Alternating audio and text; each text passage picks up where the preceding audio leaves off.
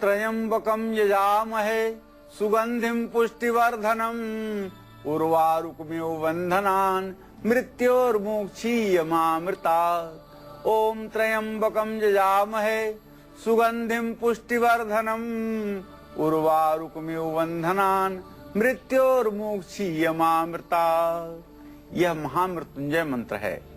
कलयुग में कल्प वृक्ष के समान फल देने वाला है और भगवान शिव को अत्यंत प्रिय है यह मंत्र।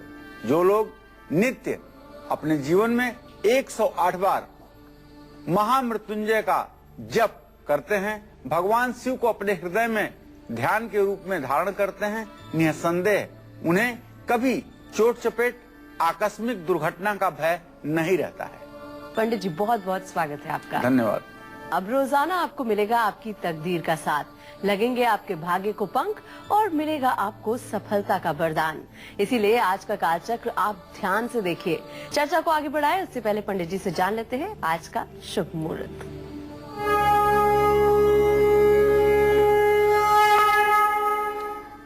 11 नवंबर 2013 दिन सोमवार, कार्तिक शुक्ल पक्ष की नवमी तिथि, आज रात 11:52 तक। धनिष्ठा नक्षत्र आज दोपहर 1:02 तक। राहु काल सुबह 7:30 बजे से 9 बजे तक था। आज अक्षय नवमी का व्रत है।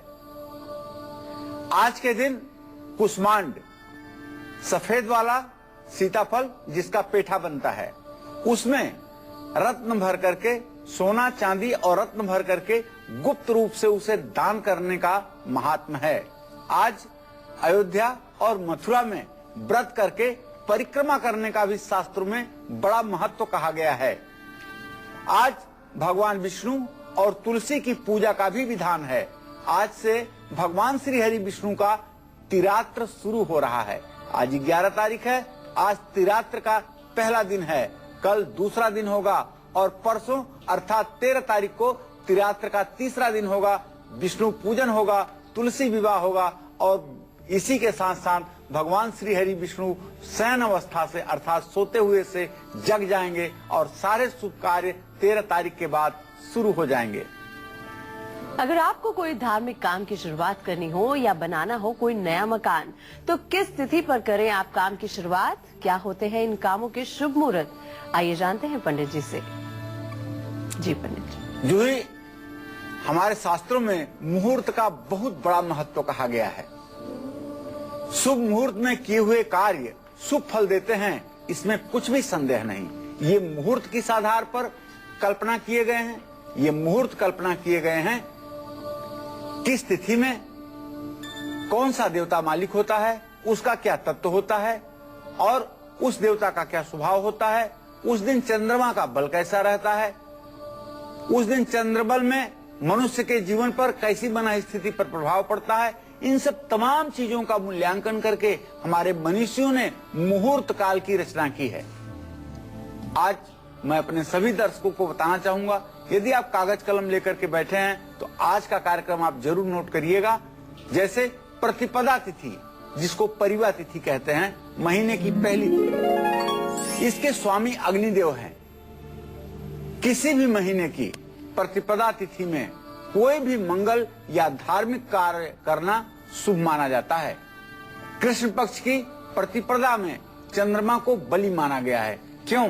क्योंकि पूर्णिमा के ठीक बाद प्रतिपदा आती है और पूर्णिमा को चंद्रबल पूरा रहता है।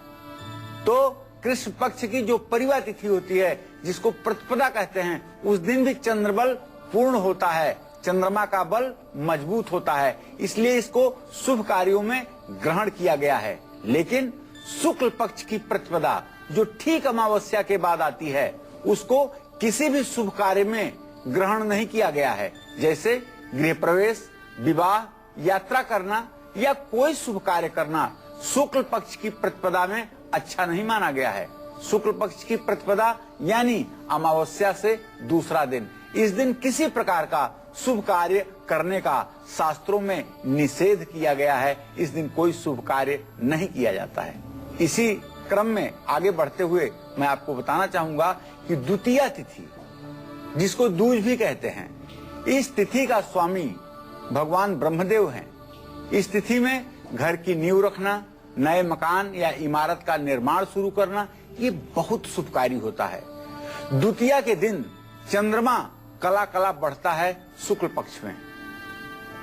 अमावस्या के तीसरे दिन से चंद्रमा कला कला बढ़ना शुरू करता है।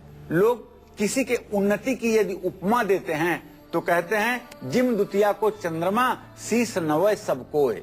द्वितीया का चांद जो है वृद्धि को प्राप्त होता है और पूर्णिमा का चांद वृद्धि को नहीं प्राप्त होता है, बल्कि द्वितीया का चांद ही वृद्धि को प्राप्त होता है।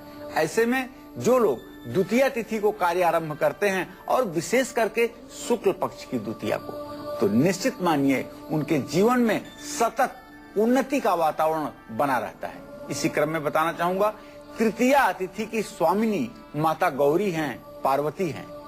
किसी भी महीने की तृतीया तिथि में अन्नप्राशन, मुंडन संस्कार, गृह प्रवेश और भी बहुत से काम आप कर सकते हैं। आप जानते हैं अक्षय तृतीया के दिन एक अबूझ मुहूर्त होता है। उस दिन दुनिया का कोई भी शुभ कार्य किया जा सकता है और जो भी कार्य तृतीया के दिन, अक्षय तृतीया के दिन किया जाता है, वह सदा सर्वदा के लिए अमर हो जाता है। इसी क्रम में चतुर्थी तिथि की बात करना चाहता हूं, जिसके स्वामी भगवान श्री गणेश हैं। चतुर्थी तिथि को संज्ञा दी गई है रिक्ता तिथि के। रिक्ता तिथि की संज्ञा चतुर्थी को दी गई है। चतुर्थी तिथि में वो उपाय आपको करने चाहिए जिससे विरोधी शांत हों और बार बार काम में आ रही आपकी रुकावटें दूर हों। तो चतुर्थी तिथि यदि पूरे दिन होती है तो ऐसे में शुभ कार्यों का विरोध किया जाता है। लेकिन चतुर्थी तिथि के दिन यदि शनिवार होता है तो उस दिन यह सिद्धा तिथि मानी जाती है और इसको शास्त्रों में ग्राह्य किया गया है, अर्थात शुभ कार्यों में भी इसको ग्रहण किया गया है। तो किस दिन आपको कर्ज नहीं लेना चाहिए और किस दिन वाहन खरीदना होगा आपके लिए शुभ, ये भी पंडित जी आपको थोड़ी देर में बताएंगे। लेकिन उससे पहले आइए जान लेते हैं कैसा रहने वाला है मेष राशि वालों का आज का दिन और क्या है तनाव से मुक्ति पाने का अचूक उपाय। जी पंडित जी। आज मेष राशि के जातकों का स्वास्थ्य निसंदेह बहुत अच्छा रहेगा। आज आपका रुका हुआ धन आपको प्राप्त होगा, यह आपके लिए शुभ समाचार है। आज आपकी नकारात्मक ऊर्जा भी दूर होगी, आपके मन की हीन भावना भी आज समाप्त होगी और आपका आत्मविश्वास बढ़ेगा। नया घर या प्रॉपर्टी खरीदने के लिए बहुत अच्छा समय है। आज इस समय का आप लाभ उठाएं तो बहुत अच्छा होगा। आज आपको चाहिए कि दुर्गा कवच का आप पाठ कर लें। जय मां विंध्यवासिनी। और अब बारी आती है वृषभ राशि वालों के लिए कैसा रहेगा आज का राशिफल और तनाव से मुक्ति पाने के क्या है उपाय। जी पंडित जी। आज वृषभ राशि के जातकों का स्वास्थ्य अच्छा रहेगा, जिसका परिणाम ये होगा कि मन आपका प्रसन्न रहेगा। आज किसी प्रकार के कोई शुभ समाचार की प्राप्ति आपको जरूर होगी।